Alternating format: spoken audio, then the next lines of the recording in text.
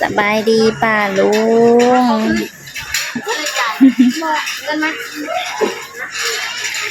ไม่รุ่นนี่หยอกหนึ่งนี่บ่ได้นี่ผิดโหลดผิดบักใหญ่โหลด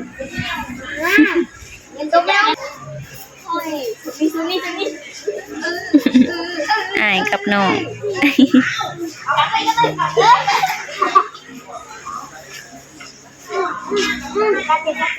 สบายดีอีกเทื่อหนึ่งเด้อป้าลุงเด้อพ่อแม่พี่น้องเนาะมื้อนี้เช้าหงสิพาเลาะตลาดแรงน้อยหนึ่งโอ้โห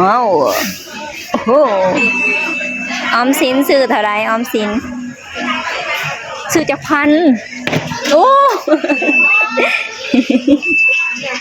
อยากได้เครื่องใหม่เลย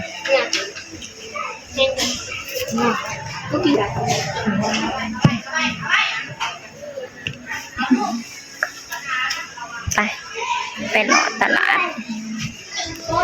อันนี้กิฟสอบนะจ๊ะ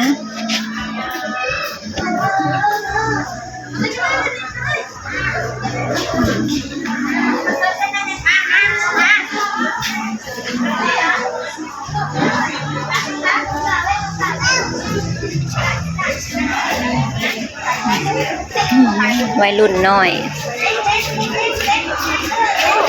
คนกับลายอยู่เนาะส่งแรงคนลายอยู่พี่น้องเลยคน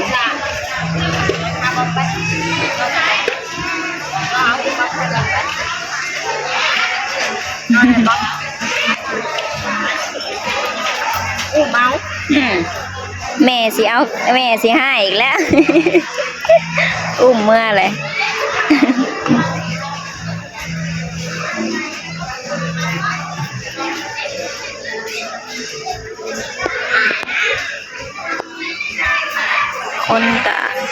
คนกะมาเรื่อยๆเมื่อมาเนาะวันนี้เช้าหงกะสิบ่ได้เมื่อบ้านเนาะเพราะว่ารู้สึกว่าฝนสิตกแห้งก็เลยว่างดบ่เมื่อบ้านเนาะมื้ออื่นยันแบบว่าเขาไปเบิ่งอยู่อันสภาพอากาศต่อไปเบิ่งในอันนั่นเลยเนาะไปตรวจเบิ่งไปเช็คเบิ่งแต่ว่าฝนสิตก 70-80% ว่าสั่นมื้ออื่นนี่เช้าหงก็เลยตัดสินใจบ่เมื่อเนาะลองเบิ่งแต่ว่าท้องฟ้าก็มืดครึ้มเนาะอันนี้ก็เป็นเห็ดพอโอ้ยังมีอยู่เนาะยังอ่อนอยู่จะอ่อนจะแก่เช้าหงก็เห็ด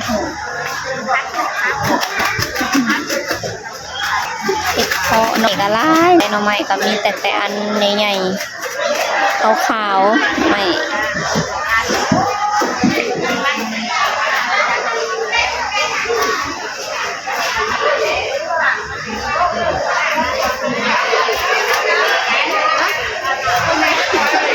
บางทีก็จะเอาขายหมักไม้หมักทุเรียนนำเนาะแล้วแต่ไม่ค่าสิลงอยู่ใส่มื้อนี้เช้าหงก็สิมารีวิวให้เบิ่งแนวกินหั่นแหละพี่น้องวายปกติเขาเจ้าสิใบให้วายพาดแมงวันพี่น้อง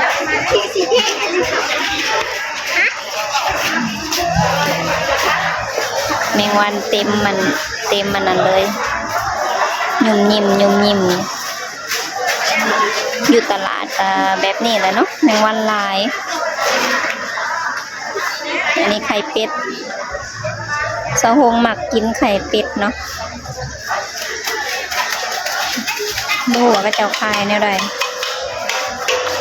สิซื้อไข่เป็ดมาต้มเห็นบ่หน่วยแดงๆใสๆนะมันสิออกแดงๆใสๆ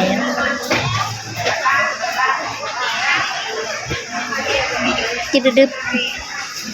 อันนี้ไก่เฮ็ดขายดีอะไรเนาะมื้อนี้เบิดละปูปลาอันนี้ออกมาโซเนาะอันนี้ปลาดุกนานี่หวกมีเลยเด้อพี่น้องหวกอาหารบ้านเฮา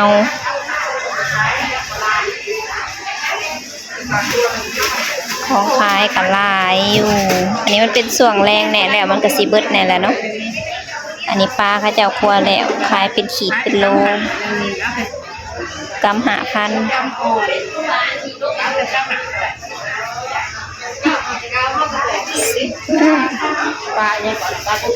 เฮ็ดบดก็มีนะอันนี้เฮ็ดละงูว่าไปเลยเฮ็ดเพาะเขาเจ้าใบให้แล้วก็จะล่างให้แล้วว่าผิดว่าถือว่าไปเลยเนาะ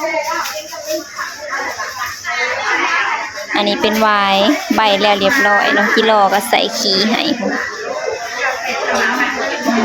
ใส่ขี้ให้เรียบร้อยแบบว่าแม่ลูกค้าซื้อเมื่อขัวกินเลยแล้วเนาะบ่ต้องยากใส่ขี้บ่ต้องยากดึงปีก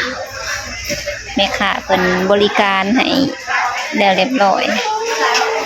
เดี๋ยวมื้ออื่นก่อนคันเมื่อลงละโล80 พันก็ประมาณ140-150 บาท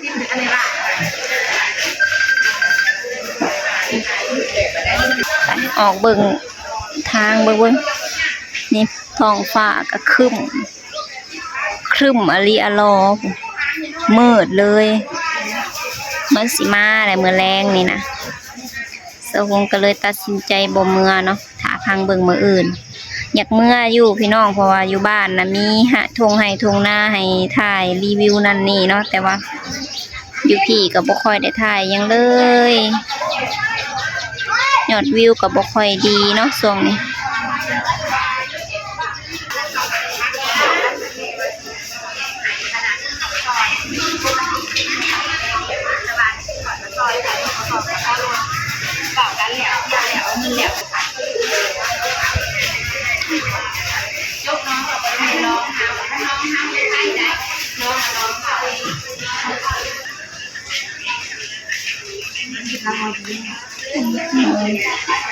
แม่ค้าเพิ่นก็นับเงินจ่วยๆเนาะตอนแรงมากก็ได้เห็ดเพาะยังอ่อนอยู่เนาะเห็ดเพาะกันได้ออกมาแล้วโลเท่าไรนะขายนะ80ก็ได้โอ้โล80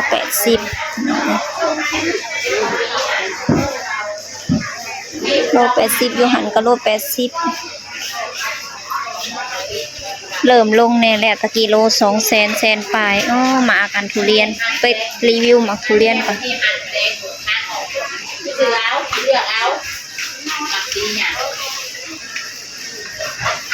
แม่ค้าฮุดพักเนาะพี่น้องเนาะสิประมาณนี้อาบน้ำให้พักหมักทุเรียนใหญ่แท้ใหญ่ว่าเนาะ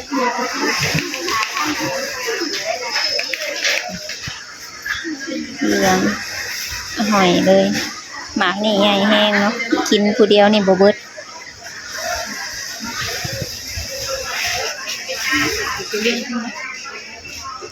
มะกล้วยสุกเขียวแม่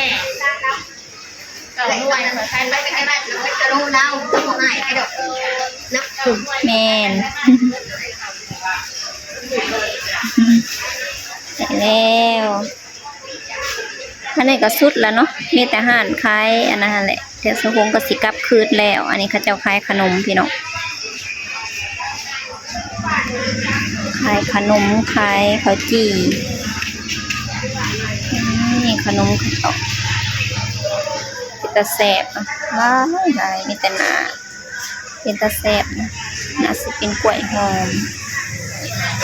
หลายแบบเลยคนกับปูมากับมาเนาะเยอะมากลุกคืนบัดนี้ไปเมื่อห่านเนาะสะฮงกับปะห่านมาแห่งบ่มีผู้เปิดห่านทางนั้นก็ได้พาไปทางนี้เอา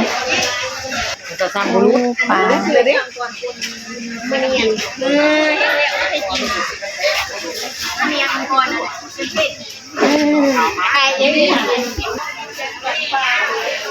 เจ้าบ่เคยเห็นเฮาก็เจ้าก็ถามถ่ายอีหยังกัน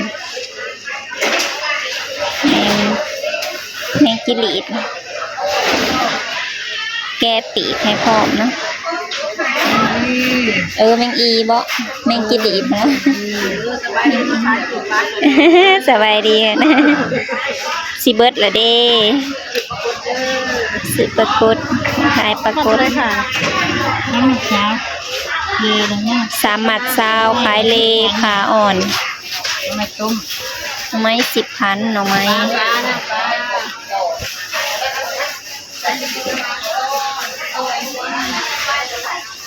สามหมัดซาวอันนี้มักเนาะมักอันนั้นถ้าคนก็ขำแห้งหลังมาผู้ใดก็หาแนวกินแรงมาหาแนวกินแรงเนาะปลากระโพดละลายเฮ็ดบดก็ออกเลยเนาะพี่น้องจังหน่อยก็พระเจ้าก็กองให้เลือกเฮ็ดบดปลา